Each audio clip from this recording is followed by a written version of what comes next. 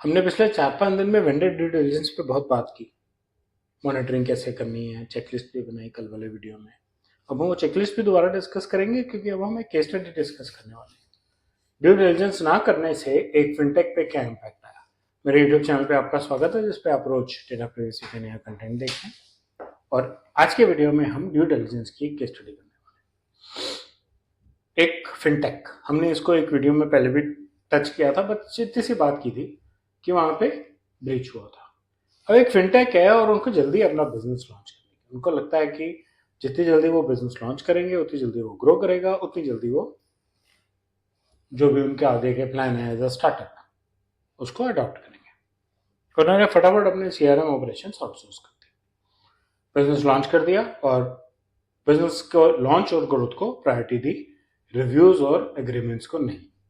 अरे भाई, हम एक रिकॉग्नाइज कंपनी का सीआरएम यूज कर रहे हैं, वहां कोई कॉम्प्रोमाइज थोड़ी होता होगा। एग्रीमेंट क्या साइन किया आपने? जो जेनरिक अवेलेबल था हमने भी उसी पे अपनी मोहर लगा दी। Okay, good, very good. चलिए देखते हैं वहां क्या होता होगा और क्या नहीं होता होगा। आपको मार्केट में जाने की अर्जेंसी थी, आपने स्पीड अप करके एग्रीमेंट साइन करके सीआरएम यूज करना शुरू कर। कस्टमर्स भी उस पर ऑनलाइन डेटा डाल रहे हैं, आप भी कस्टमर्स का डेटा उसमें डाल रहे हैं। एक दिन अचानक आपको पता लगा कि डेटा डालने के बाद जो एसएमएस रिफ्लेक्ट होता है, कस्टमर को एक्नॉलेजमेंट जाती है, उसकी ऑथेंटिकेशन होती है, वो एसएमएस फर्दर किसी सब प्रोसेसर को दिया हुआ है। आपका प्रोसेसर नहीं कर रहा वो काम भी कोई सब प्रोसेसर कर रहा है। ये तो और भी मजेदार बात है कि वो काम कोई सब प्रोसेसर कर रहा है, आपको पता ही नहीं है। इसका मतलब जो एग्रीमेंट साइंड है वो भी पूरी तरह से साइंड नहीं है। एसएमएस के लॉग्स के एपीआईज वीक हैं, हैक हो सकते हैं, हैक हो गए। उन एपीआईज के थ्रू हैकिंग हो गई। सिर्फ 1.25 लाख कस्टमर के रिकॉर्ड्स कॉम्प्रोमाइज, सिर्फ 1.25 लाख, ज्यादा नहीं। कॉम्प्रोमाइज रिकॉर्ड्स में उनके नाम, उनके कॉन्टैक्ट नंबर्स और बहुत सारे लोगों के आधार कार्ड डिटेल्स भी कॉम्प्रोमाइज हुए। क्या आधार कार्ड डिटेल्स सेंसिटिव होती हैं? शायद हाँ, शायद नहीं, शायद कैटेगरी में नहीं आती। भाई कैटेगरी में आती है नहीं आती, मेरा आधार कार्ड नंबर लीक हो गया, मुझ पे किसी ने हैक कर दिया है, फाइनेंशियल लॉस कर दिया उसकी वजह से, आपकी कैटेगरी से मुझे क्या लेना था? जैसे अभी वो क्रैश में कई लोग कह रहे हैं आप मुझे 1 करोड़ रुपए दे के क्या करेंगे, मुझसे 3 ले लीजिए और मेरे परिवार को वापस कर दीजिए। जिसका जो नुकसान है उसको उस नुकसान से मतलब है। आधार कार्ड स्पेशल कैटेगरी में नहीं है, मेरा नाम स्पेशल कैटेगरी में नहीं है, तो क्या आप कॉम्प्रोमाइज कर सकते? नहीं कर सकते। इम्पैक्ट कस्टमर का तो मैंने आपको जनरल व्यू ऐसे ही बता दिया।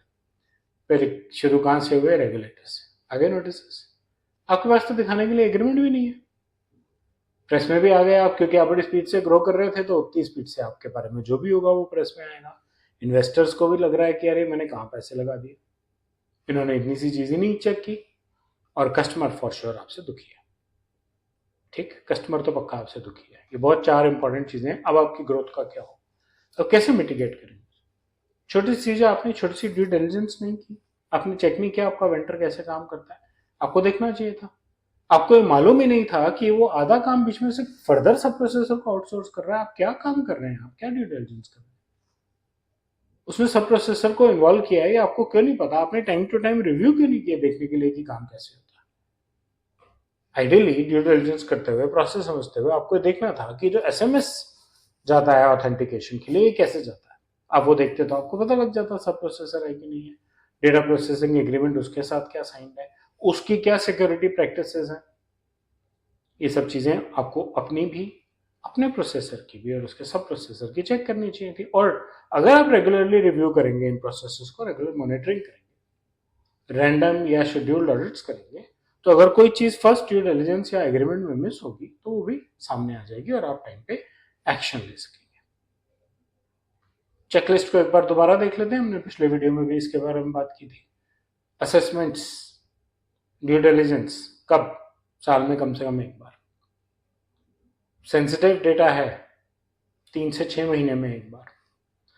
पहले वाले के डिलीजेंस को इम्प्रोवाइज हुआ है कि नहीं देखना है। Immediate, on the fly, no schedules.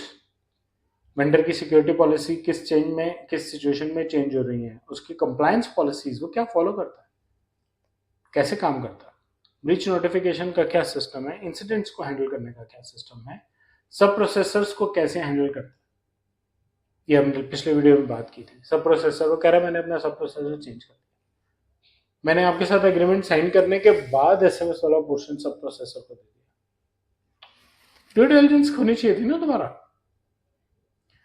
असूलन तो प्रोसेसर खुद ही जब सब प्रोसेसर को काम दे रहा है तो उसको खुद को ड्यू डिलिजेंस रिपोर्ट और आपने भी नहीं मांगी उससे कि तुम्हारी अपनी प्राइवेसी प्रैक्टिसेस की ड्यू डिलिजेंस क्या है भाई, तुम्हारी प्राइवेसी इंपैक्ट असेसमेंट तुमने क्या की थी, तुम्हारा डीपीओ क्या काम कर रहा है।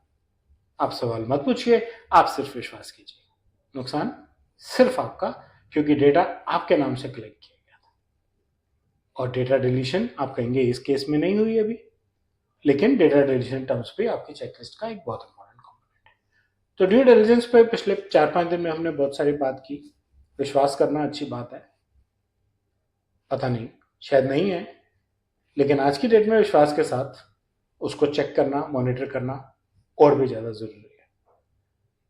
मुझे उम्मीद है आपको ये कंटेंट अच्छा लगा होगा। बेल और लाइक आइकन दबाएं, मेरे चैनल से सब्सक्राइब करें और अपना फीडबैक कमेंट सेक्शन में शेयर करें। धन्यवाद।